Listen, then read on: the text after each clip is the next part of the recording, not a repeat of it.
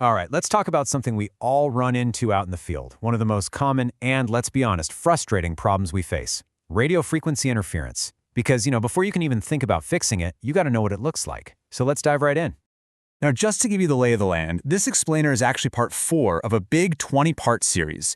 We're breaking down a super detailed technical guide from the pros over at RFI Detectives, who are part of Virtualization Options LLC. The goal here is to give you that practical, boots-on-the-ground knowledge you can actually use. You know the call, right? A client's Wi-Fi is just crawling, totally unreliable. And of course, you've checked all the usual suspects. The router seems fine, the ISP says everything's good on their end, you've even checked the device settings. But the problem's still there. This, right here, is ground zero for an RFI investigation. So what's step 1 in any good diagnosis? It's all about observation. Before we even dream of breaking out the spectrum analyzer, we have to learn to recognize the key indicators. The symptoms that are basically screaming interference at us. Okay, so the first and most obvious sign is just awful performance.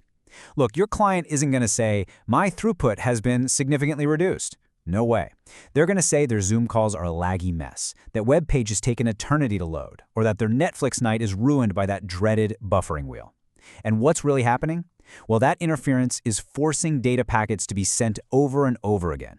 For something like a video call, those resent packets are just too late to be useful. That's the lag your user is seeing in real time.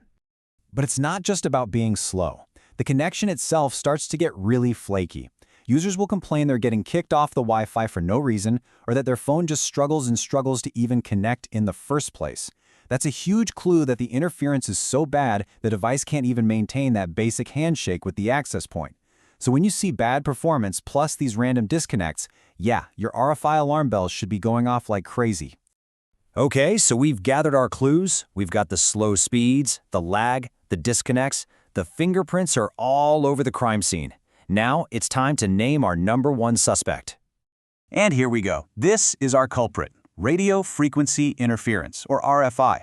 At its core, it's just the disruption of our Wi-Fi signal by noise from some other device. This happens all the time in those crowded ISM bands, that unlicensed space where everything from microwaves and cordless phones to Bluetooth gadgets are all shouting over each other. The key thing to get is that the problem isn't your Wi-Fi gear. It's the noisy neighborhood it's trying to live in. Just recognizing the problem, that is a massive first step. But we're technicians, right? Our job is to go from just recognizing a problem to actually resolving it. And that means it's time to start thinking about opening up our toolkit. Let's just wrap up what we've talked about into a simple, clear process. First, you recognize the symptoms the user is complaining about. We just covered those.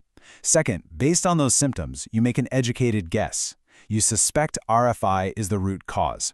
And that leads to step 3. You get your diagnostic tools ready to prove that suspicion and hunt down whatever is making all that noise. It's a really simple but super powerful workflow. The big takeaway here is that everything we just went over gets you through step 1. You can now walk onto a site and confidently identify those telltale signs of RFI. But the real detective work, that active investigation with tools like spectrum analysis, well, that's what's coming next. And it's exactly what we're going to get into in the next part of this series. So I'll leave you with this thought. You now know exactly what to look for when you're on a problem site. You can spot the signs. The real question is, are you ready to go from just spotting the problem to actually hunting down its source? We'll see you in the next explainer.